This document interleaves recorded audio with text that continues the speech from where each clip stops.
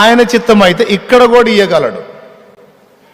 కాబట్టి నేను అప్పులతో ఇబ్బందులతో ఇవన్నీ ఈడ్చుకురావాలి అనేది ఆయన సంకల్పం అయితే, కానీ నేనైతే వాళ్ళు అన్నట్టు బీదని కాదు, దరిద్రుని అంతకన్నా కాదు, నేను శ్రీమంతుడి బిడ్డనే. కాకపోతే ఎందుకన్నా అయ్యా పైసలు ఎట్లా, దేవునికి స్తోత్రం. బ్యాంకులో మాత్రం నా పేరు మీద మస్తు పైసలు ఉన్నాయి.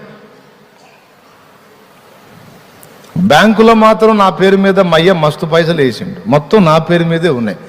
కావాలంటే చూసుకోవచ్చు కూడా, నువ్వు పుస్తకాలు కూడా నీకు ఇస్తా, నా పేరు మీద మయ్య ఎన్ని పైసలు వేసిండు. మస్తు పైసలు వేసిండు, కానీ నాకు మాత్రం ఇయ్యట్లా. నాకు మాత్రం ఏ రోజుకి ఆ రోజే ఇస్తున్నాడు.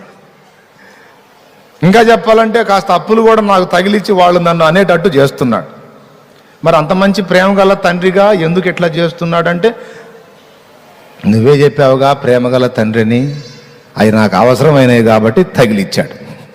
ఏంటి అప్పులు? అంత మాత్రాన అప్పులు ఉన్నంత మాత్రాన వాళ్ళు నన్ను ఎగతాళిగా మాట్లాడుతున్నంత మాత్రాన నేనేం బీదను అనుకున్నారా ఏంది? మా డాడీ కింగ్, ఏమండి, కింగ్ ఆఫ్ కింగ్స్, దేవునికి స్తోత్రం కలుగునుగా. రాజులకే రాజు, రారాజు మా యేసురాజు.